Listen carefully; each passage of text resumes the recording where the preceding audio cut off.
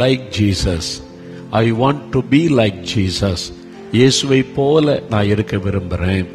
அவரை போல வாழணும், அவரை போல ஜெபிக்கணும், அவரை போல ஊழியம் செய்யணும். அதுதான் நான் ஜெபித்த ஜெபம். என் ஊழியத்தின் ஆரம்ப காலத்திலிருந்து நான் ஜெபித்த ஜெபம். அதனால நான் இயேசு கிறிஸ்துவுடைய வாழ்க்கை வரலாறு, அந்த 4 சுவிசேஷம் மத்தேயு, மார்க்கு, லூக்கா, யோவான், நான் சொன்ன பாருங்க, திரும்ப திரும்ப திரும்ப நான் வாசித்தேன். முழங்காலிலேயே நான் வாசிப்பேன். அதை வாசிட்டு அந்த வசனம் என்னோடு பேசும். அந்த வசனம் வாசிக்கும் போது ஆவியானவர் இடைப்படுவார். என்கிட்ட இந்த சுபாவம் இல்லையே, என்கிட்ட இந்த குணம் இல்லையே, இயேசு எப்படி இருந்திருக்கிறார், அது எனக்கு வேணுமே, அப்படிலாம் கண்ணீர் விட்டு அழுது நான் ஜெபித்திருக்கிறேன். அந்த இயேசுடைய வாழ்க்கை, ஒவ்வொரு அசைவுகள், பேச்சுகள் எல்லாம் என் வாழ்க்கையில் ஒரு பெரிய மாற்றத்தை கொண்டு வந்தது. எல்லா ஊழியர்களை நேசிக்கணும், எல்லா ஊழியரிடத்துல நம்ம கற்றுக்கொள்ளக்கூடிய அருமையான நல்ல காரியம் இருக்கிறது. ஆனா முழுமையாய் நம்ம கற்றுக்கொள்ள நம்முடைய கண்கள் எப்பவும் இயேசுவின் மீது பதிந்திருக்கணும் என்பதை நான் கற்றுக்கொண்டேன். ஒரே ஒரு மனிதர் மாத்திரம் தைரியமா சொல்றார் பாருங்க. 1 கொரிந்தியர் 11ஆம் அதிகாரம் 1ஆம் வசனம் பாருங்க. பைபிளை தரங்க. 1 கொரிந்தியர் 11ஆம் அதிகாரம் 1ஆம் வசனம். நான் கிறிஸ்துவை பின்பற்றுகிறது போல நீங்களும் என்னை பின்பற்றுகிறவர்களாயிருங்கள். இந்த மாதிரி சொன்ன ஒரே ஒருவர் பவுல் அப்போஸ்தலன் தான் இல்ல, உண்மையில பாருங்க. அவர் தான் சொல்ல, நான் கிறிஸ்துவை பின்பற்றுவதை போல நீங்கள் என்னை பின்பற்றுங்கள். அப்படி சொல்லக்கூடிய ஒரு சரியான நபர் பவுல் அப்போஸ்தலன் தான்.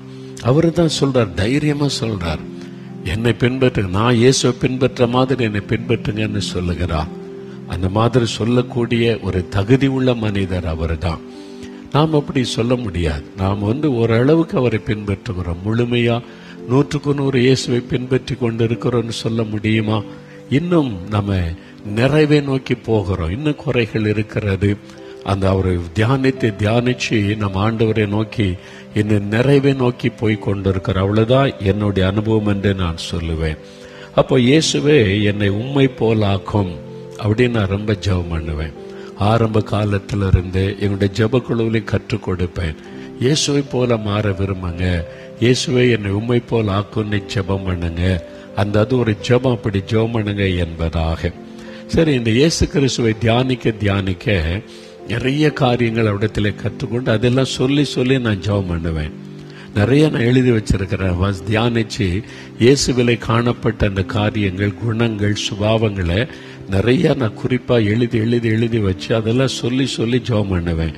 எனக்கு இந்த மாதிரி சுபாவம் வேணும், எனக்கு இந்த மாதிரி அனுபவம் வேணும், இயேசு கிறிஸ்துவை போல நான் நேசிக்கணும், இயேசு கிறிஸ்துவை போல அன்பு எனக்கு வேணும் என்பதாய் நான் ஜெபிக்கிறது உண்டு. அவரை போல அன்பு.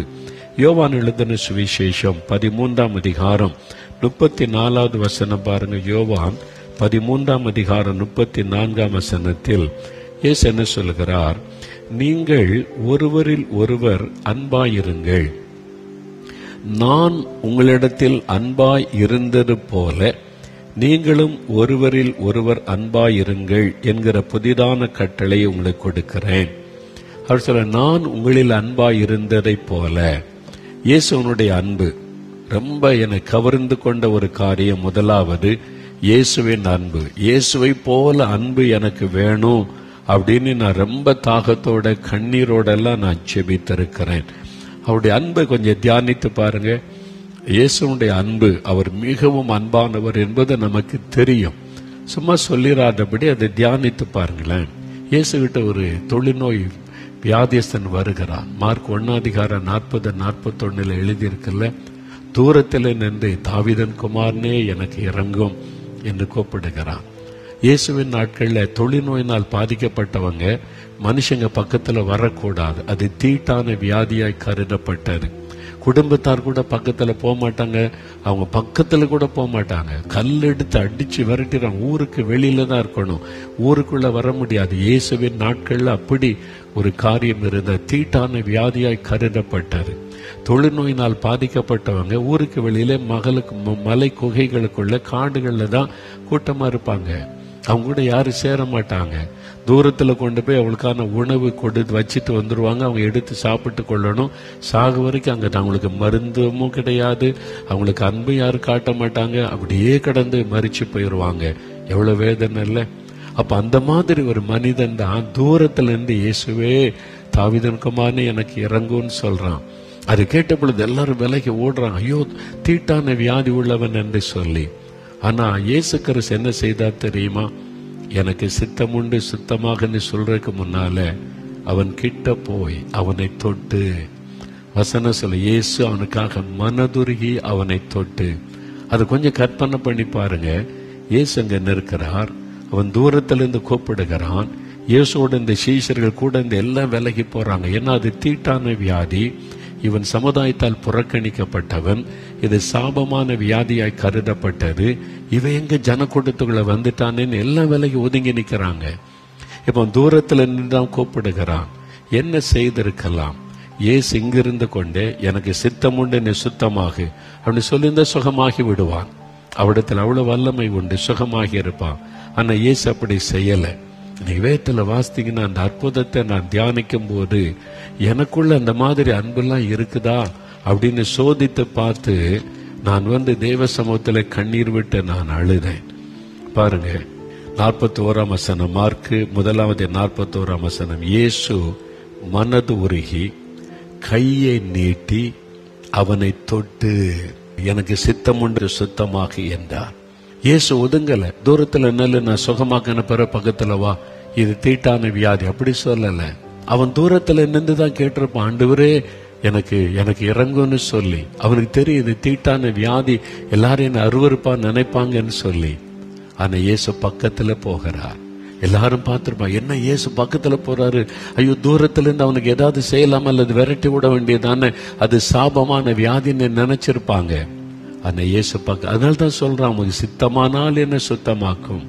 இயேசு பக்கத்துல போறார், கையை நீட்டி அவனை தொடு. இயேசுடைய அன்பு எப்படிப்பட்ட அன்பு பாருங்க. அவனை தொட்டார். சரீரமெல்லாம் அழுகி நாட்டம் எடுக்கிறது, குஷ்டரோக வியாதியினால் புழுக்கள் நெளிந்திருக்க அவனுடைய உடம்புல. அப்படியே துணிகள் அழுக்கு துணியினால சுத்தப்பட்டு அப்படியே முகத்தை மூடிக்கிட்டு வந்து நிற்கிறான். இயேசு பக்கத்துல போய் அவனை தொடுகிறார். ஏன் தெரியுமா? அவருடைய அன்பு. எல்லாரும் உன்னை புறக்கணிக்கலாம், சமுதாயமே உன்னை ஒதுக்கலாம், but I love you my son, நான் உன்னை நேசிக்கிறேன் அப்படின்னு ஆண்டவர் அவனை தொடுகிறார். தொட்டு அவனை சுகமாக்கினார் என்பதாக நாம் பார்க்க. இதை நான் தியானிச்ச போது என் கண்களிலே கண்ணீர் வடிந்தது. எனக்கு இப்படிப்பட்ட அன்பு இருக்குதா? நான் இப்படிப்பட்ட அன்பு உள்ளவனா இருக்கிறேனா? நானா இருந்த என்ன செய்திருப்பேன் என்பதாக. இந்த அன்பு எனக்குள்ள இருக்குதா? ஆண்டவரே அந்த அன்பை எனக்கு தாரும், அப்படிப்பட்ட அன்பை எனக்கு தாரும். என் வாழ்க்கையில் ஒரு சமயம் நடைபெற்றது. எங்க ஊர் பக்கத்துல ஒரு கிராமத்தில் உள்ள சபைக்கு ஊழியத்துக்கு அழைக்கப்பட்டு ஒரு நாள் பிரசங்கத்துக்கு போயிருந்தேன். கூட்டம் முடிந்த உடனே நிறைய சபையை முழங்கால் போட்டாங்க ஜெபிக்கணும்னு. அந்த சபை ஊழியர் சொன்னார், எல்லாருக்கும் கை வைத்து ஜெபிச்சிருங்க. இது ஊழியத்தின் ஆரம்ப காலத்துல 80களிலே நடந்தது. சரி, இந்த ஒரு கை வைத்து ஜெபித்து கொண்டே வந்தேன். கடைசியில தூண் மறைவில் பெரிய சர்ச்சுக்குள்ள பெரிய பெரிய தூணா இருக்கும்ல, எங்க ஒரு பக்கம் ஆலயத்துக்குள்ள தூண் மறைவில் ஒரு ஆள் முழங்கால் போட்டு அப்படியே இருக்கிறார், முகத்தெல்லாம் மூடிக்கொண்டு அப்படியே இருக்கிறார். அது இருளான பகுதியா இருக்குது, ஆளு சரியா தெரியல. கடைசியா ஜெபிக்கிறதுக்கு எல்லாம் ஜெபிச்சுட்டு அவர் பக்கமா நான் திரும்பினேன்.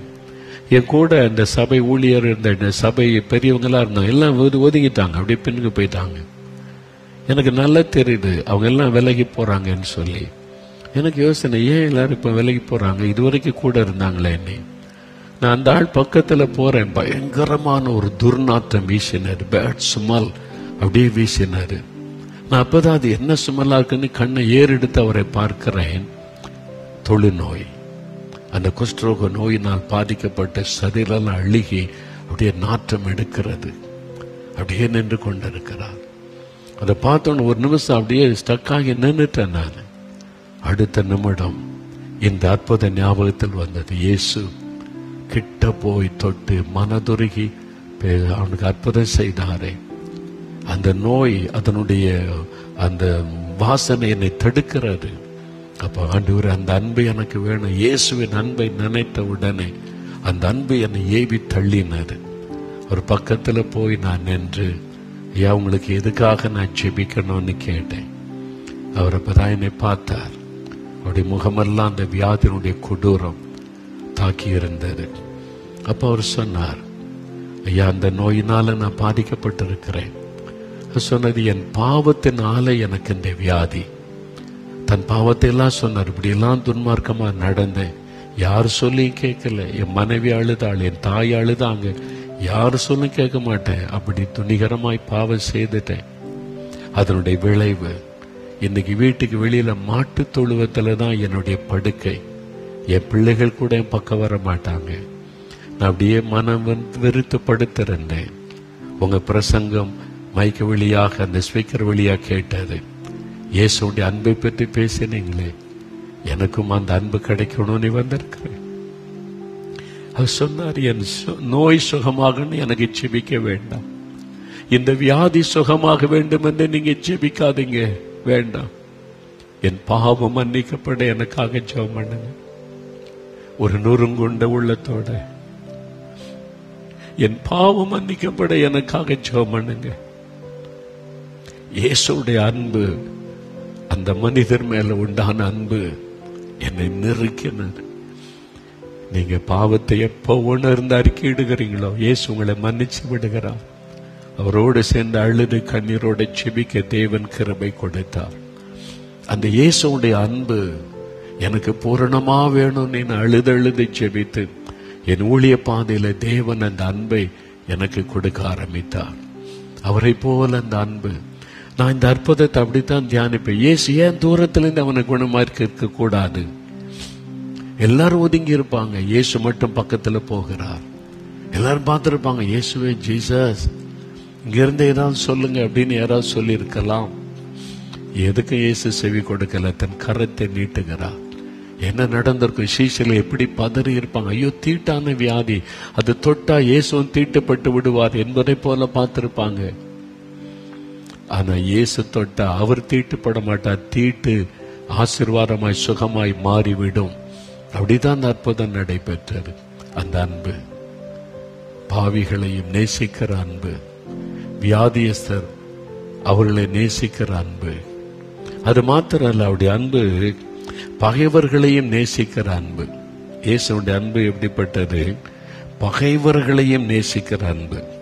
அதனால்தான் அவரை சொல்லிக் கொடுக்கிறார். மத்தேயு 5ஆம் அதிகாரத்துல, மத்தேயு 5ஆம் அதிகாரம் 44-45 வசனத்துல சொல்றார், நான் உங்களுக்கு சொல்லுகிறேன், உங்கள் சத்துருக்களை சிநேகியுங்கள், உங்களை சபிக்கிறவர்களை ஆசீர்வதியுங்கள், உங்களை பகைக்கிறவர்களுக்கு நன்மை செய்யுங்கள், உங்களை நிந்திக்கிறவர்களுக்காகவும் உங்களை துன்பப்படுத்துகிறவர்களுக்காகவும் ஜெபம் பண்ணுங்கள். இப்படி செய்வதனால் நீங்கள் பரலோகத்தில் இருக்கிற தேவனுடைய புத்திரராயிருப்பீர்கள் அப்படின்னு ஆண்டவர் சொல்றார். பகைக்கிறவர்களையும் இயேசு நேசித்தார். அந்த அன்பு இயேசுடைய அன்பு. இது ஆண்டவர் நமக்கு கற்றுக் கொடுத்தார். அந்த பகைக்கிறவங்களையும் நேசிக்கணும், அவங்களுக்கும் உங்களுடைய அன்பு காண்பிக்கணும். இது கொஞ்சம் கஷ்டமான ஒரு காரியம் இல்லை. என்னுடைய ஊழியத்தின் ஆரம்ப நாட்களில் 4ஆம் ஆவடியில் நான் இங்கே உள்ள சிஎஸ்எஸ் சபையில் தான் இருந்தேன். அப்போ 78ஆம் வருஷம் ஆண்டவர் ஒரு ஜெபக்குழுவை ஆரம்பிச்சு, நீ தேசத்துக்காக ஜெபிக்கணும், எழுப்புதலுக்காக ஜெபிக்கணும், தினந்தோறும் கூடி ஜெபிக்கணும்னு கர்த்தர் கட்டளையிட்டார். சரி ஆண்டவரேன்னு சொல்லி ஒரு இடத்தை பார்த்து ஒரு வீட்டு திண்ணையில் நாங்கள் கூடி ஜெபிக்க வர சில தாய்மார்கள் வந்தாங்க, சில சகோதரர்கள். தினம் ஜெபிக்க ஆரம்பித்தோம். எங்க சர்ச்சு நடக்கும்போது நாங்கள் கூடி ஜெபிக்க மாட்டோம். அந்த சர்ச்சை ஆராதனை, தினமும் இங்கே ஆராதனை உண்டு கிராமத்தில். ஆராதனை முடிந்த பிறகு தினமும் ராத்திரியில் ஒரு 6 மணி 6:30 மணிக்கு ஆராதனை 10-15 நிமிஷம் இருக்கும். நாங்கள் 7 மணிலேருந்து 9 மணி வரைக்கும் ஜெபம் பண்ணுவோம். ஒரு 2 மணி நேரம் ஜெபம் பண்ணுவோம், அவ்வளோதான். இது எங்கள் சபை தலைவர்களுக்கு பிடிக்கலை. இங்கேதான் சர்ச் இருக்குல்ல, அப்புறம் எதுக்கு தனியாக கூடி ஜெபிக்கிறீங்க? சர்ச் ஆராதனை வேறு, இந்த ஜெபம் வேறு. அங்கே ஆராதனை, பாட்டு, ஒரு வசனம், அவ்வளோதான். 10-15 நிமிஷத்துல முடிஞ்சிடும். இது நாங்கள் 2 மணி நேரம் தேசத்துக்காக திறப்பில் நின்று ஜெபிக்கிற ஜெபம். ஆண்டவர் சொல்லி இருக்கிறார் என்றால் அது சிலருக்கு பிடிக்கல. அதனால முழு பகையா என்னை பகைச்சாங்க. அதுக்கு முன்னால என்னை நேசித்தவர்கள் கூட இந்து குடும்பத்திலிருந்து இந்த தம்பி ரட்சிக்கப்பட்டு வந்திருக்கிறான்னு சொல்லி நேசித்தவங்க கூட என்னை வெறுத்தார்கள். வெறுத்தது மாத்திரம் இல்ல, கேவலமான வார்த்தைகளை பேசினாங்க. எல்லாம் ஜெபிக்கிறவர்களும் தாய்மார்கள், வீடுகளில் இருக்கிற வயதான தாய்மார்கள் எல்லாம் என்னோட சேர்ந்து நல்லா ஜெபிப்பாங்க, சகோதரிமார்கள். அவ்வளவுதான். அவங்க வாய்க்கு வந்தபடி பேசினாங்க. சில சபை தலைவர்கள் அவங்க எல்லாம் ரொம்ப கேவலமா எல்லாம் பேசினாங்க. எந்த அளவுக்கு தெரியுமா? எங்க ஊர்ல இருக்கிற, நான் இந்து குடும்பத்திலிருந்து வந்தேன், எங்க சொந்தக்காரங்க சொக்காரங்கன்னு இந்துக்கள், அவங்க இதெல்லாம் கேட்டு என்கிட்ட தேடி வந்துட்டாங்க. ஏதோ நீ இந்த இயேசுன்னு போயிட்ட, சரி எனக்கு ஒன்று இயேசு நன்மை செய்தா போயிட்டான்னு நான் நினைச்சோம். அங்க உள்ளவங்க அந்த கிறிஸ்தவங்க உனக்கு விரோதமா இப்படி எல்லாம் கேவலமா பேசுறாங்க.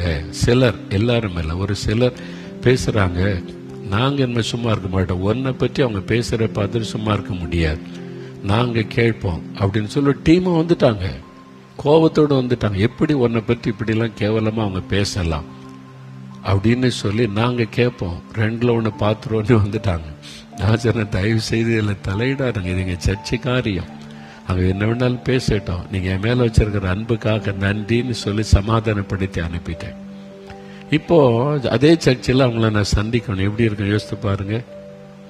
அதே ஞாயிற்றுக்கிழமை போனா அந்த மூஞ்சி முகத்தை எல்லாம் பார்க்கணும்ல. என்னை பற்றி கேவலமா பேசுறாங்க, சொல்றாங்க, அசிங்கமா பேசுறாங்க. நான் என்ன பாவமா செய்துட்ட? கூடி ஜெபிக்கிறோம் தேசத்துக்காக, அதுக்கு ஒரு ஜபக்குழு ஆரம்பிச்சு ஜெபிங்க. ஆரான் நடத்துவதில்லை, காணிக்கை எடுப்பதில்லை, யாருக்கு ஞானஸ்தானம் கொடுப்பதில்லை, ஒன்லி ப்ரேயர் தான் தேசத்துக்காக. அது கூட பிடிக்காம அவளை கேவலமா பேசினாங்க. இப்போ என்ன, நான் ஊழியத்தின் ஆரம்ப காலை மனசு ரொம்ப பாதிக்கப்பட்டது. உண்மையிலே நான் ரொம்ப சென்சிட்டிவ், யாரும் எதுவும் நம்மளை விட்டு பேசக்கூடாது அப்படின்னு நினைக்கிறாள். அதனால அதை ரொம்ப பாதித்து விட்டேன். நான் காட்டில் போய் தேவ சமூகத்தில் அந்த நாட்களில் மணிக்கணக்காக ஜெபம் பண்ணுவேன். நான் போய் ஜெபிக்கிறேன், அந்த காரியத்தை ஆண்டவருக்கு தெரியப்படுத்தேன். மாதிரிலாம் பேசுறாங்க ஆண்டவரை கேவலமா. நீங்க சொல்லி தானே நான் ஜெபக்குள்ள ஆரம்பிச்சு தேசத்துக்காக தானே ஜெபிக்கிறோம், அது என்ன இப்படி கேவலமா பேசுறாங்க அப்படின்ட்டு நான் உடனே கர்த்தர் என்ன சொல்லுவான்னு நினைச்சேன் தெரியுமா? சங்கீதக்காரன் சொல்றாருல, உன் சத்துருக்களுக்கு விரோதமாய் கர்த்தர் எழும்புவார், தூதனை அனுப்புவார், எல்லாத்தையும் அழிச்சு போடுவார். இவ்வளவு பார்த்திருக்கோம்ல. அந்த மாதிரி கர்த்தர் உனக்கு விரோதமா பேசுறாங்களா? ரெண்டுல ஒண்ணு நான் பாக்குறேன், உனக்காக நான் இருக்கிறேன், யுத்தம் பண்றேன், அவங்கள ஒரு வழி பண்றேன், உன் பாதத்துல விழ வைக்கிறேன், அப்படிலாம் ஏதாவது சொல்லுவார்னு தான் நினைச்சேன் நான். ஆனா ஆண்டவர் அப்படிலாம் சொல்லல. ஆண்டவர் சொன்னார், அவங்க அப்படிதான் பேசுவாங்க, அவங்களுக்கு இந்த ஆவிக்குரிய அனுபவம் கிடையாது, அதெல்லாம் அவங்களுக்கு தெரியாது, வெறும் சப பக்தி ஆலய பக்தியில இருக்கிறாங்க, அதனால அவங்க அப்படிதான் பேசுவாங்க. அப்ப என்ன செய்யறது ஆண்டவரே? நீ எப்பொழுதும் போல அவங்கள நேசிக்கணும். அதான் ஆண்டவர், எப்பொழுதும் போல. இதுக்கு முன்னால எப்படி அவங்கள நேசித்த? உன்னை அன்பு காட்டி உன்னை ஆதரவு கொடுத்த போது எப்படி நேசித்த? அதே மாதிரி இப்பவும் நேசி. உன்னை அவங்க பகைக்கும் போதும், உன்னை கேவலமா பேசும் போதும் அவங்கள நேசிக்கணும், எப்பொழுதும் போல நேசிக்கணும். அது எப்படி முடியும்? இப்ப அவங்கள பார்த்தாலே அவங்க பேசினது தானே ஞாபகத்துக்கு வரும். இங்க இல்லாத பொருளால பேசினாங்க, நம்மளை கேவலப்படுத்தினாங்க, அதானே ஞாபகத்துல வரும். எப்படி நேசிக்க முடியும்? நீ நேசிக்கணும். அதுதான் என்னுடைய அன்பு. நான் சத்துருக்களை நேசித்தேன், என்னை பகைத்தவங்களை நேசித்தேன், என்னை பிசாசு பிடித்தவன்னு சொன்னாங்க அவங்கள நேசித்தேன், என்னை மென்டல்னு சொன்னாங்க அவங்கள நேசித்தேன். அந்த அன்பு உனக்கு இருக்கணும். அதனால நான் ஆண்டவர்கிட்ட உபவாசம் பண்ணி அந்த அன்பை எனக்கு தாரும் ஆண்டவரே நீ ஜெபிச்சேன். அப்படிப்பட்ட அன்பு எனக்கு வேணும். சத்துருக்களை நேசிக்கிற அன்பு, கேவலமா பேசுறவங்களை நேசிக்கிற அன்பு எனக்கு வேணும். உங்களுடைய அன்பை எனக்கு தாரும், அந்த அன்பை எனக்கு தாரும். நீ உபவாசம் பண்ணி நான் கண்ணீர் விட்டு அழுதை ஜெபித்தேன். பல நாள் ஜெபித்திருக்கிறேன். நான் ஜெபிக்க ஜெபிக்க ஜெபிக்க அந்த கிறிஸ்துவின் அன்பு எனக்குள் ஊற்றப்பட்டது. அந்த இயேசுவின் அன்பு எனக்குள் வந்தது. இப்ப அவங்கள பார்க்கும்போது என்ன இப்படி பேசினாலே, கேவலம் பேச அந்த சிந்தையே இல்லாதபடி அவங்களை நேசிக்கிற ஒரு இருதயத்தை கர்த்தர் கொடுத்தார். சத்துருக்களையும் நேசிக்கிற, பகைக்கிறவங்களை நேசிக்கிற, நம்மை துன்பப்படுத்துகிற, கேவலமாய் பேசுறவங்களை நேசிக்கிற அந்த அன்பு, அதான் இயேசுவின் அன்பு. ஆண்டவர், உம்மை போல அன்பை எனக்கு வேணும், அந்த அன்பை எனக்கு தாங்க. நீங்க எப்படி சத்துருக்களை நேசிச்சீங்களோ, கேவலமா திட்டுறாங்க அவங்கள கூட நேசிச்சீங்களா, அந்த அன்பு எனக்கு வேணும். அதனாலதான் அந்த அன்பன் ஆரம்பத்தில் அழுது உபவாசம் பண்ணி கேட்டு பெற்றுக்கொண்டதுனால இப்ப யார் என்னை பத்தி என்ன பேசினாலும் திட்டினாலும் எழுதினாலும் என்னதான் பேசினாலும் ஒன்னும் என்னை பாதிக்கிறதே இல்லை. ஆண்டவரே உங்களை மன்னி உங்களை ஆசீர்வதின்னு சொல்லிட்டு போய்கிட்டே இருப்பேன் நான். அந்த அன்பு நம் உள்ளத்துல வந்துட்டா நம்ம இதை மேற்கொள்ள முடியும். அந்த இயேசுவின் அன்பு நம் உள்ளத்துல வரணும். ஆண்டவர் அந்த அன்பை எனக்கு தாங்க. என்னை வேதனைப்படுத்துறவங்களையும் நேசிக்கிற அன்பு, என்னை கேவலப்படுத்துறவங்களையும் நேசிக்கிற அன்பு, அதான் இயேசுவின் அன்பு. அதுக்காக நான் எத்தனையோ நாள் ஜெபிச்சிருக்கிற, அழுது உபவாசம் பண்ணி. இன்றைக்கு ஜெபிக்கலாமா? இப்போ ஆண்டவரே அந்த அன்பை எனக்கு தாங்க, உம்மை போல நேசிக்கிற அந்த அன்பை எனக்கு தாங்க அப்படின்னு ஆண்டவர்கிட்ட கேட்கலாமா? இப்போ ஒரு நிமிடம் அப்படி எல்லாம் வலதுகரமாய்த்தங்க. இயேசுவே உம்முடைய அன்பு எனக்கு வேணும். உம்முடைய அன்பு, எல்லாரையும் நேசிக்கிற அன்பு, யாரையுமே அற்பமாய் நினைக்காத அன்பு, சத்துருக்களை நேசிக்கிற அன்பு, உம்மை திட்டுறவங்க, கேவலப்படுத்துறவங்க, வேதனைப்படுத்துறவங்களே நேசிக்கிற அன்பு, அந்த அன்பு எனக்கு வேணும். இயேசுவே உம்மை போல அன்பு எனக்கு வேணும். உம்முடைய அன்பு எனக்கு வேணும். அந்த அன்பினால் என் உள்ளத்தை நிரப்பும். நான் யாரையுமே தப்பா நினைக்க கூடாது, யாரையும் குறைவாய் நினைக்க கூடாது, யாரையும் நான் அற்பமாய் நினைக்க கூடாது. எல்லாரையும் நேசிக்கிற அந்த அன்பை எனக்கு தாரும். என் உள்ளத்தில் அந்த அன்பை ஊற்றும். அப்படிப்பட்ட அன்பு எனக்கு வேண்டும் ஆண்டவரே. எனக்கு அந்த அன்பை தாரும் என்று யார் யார் ஜெபிக்கிறாங்களோ அவங்களுக்குள்ள அந்த அன்பு ஊற்றப்படுவதாக. இயேசு கிறிஸ்துவின் அன்பு ஊற்றப்படுவதாக. அன்பினால் நிரப்பி விடுவீராக. அந்த இயேசுவின் அன்பு எங்களை ஆட்கொள்ளட்டும். இயேசு கிறிஸ்துவின் நாமத்தில் ஜெபிக்கிறோம் பிதாவே. ஆமென், ஆமென்.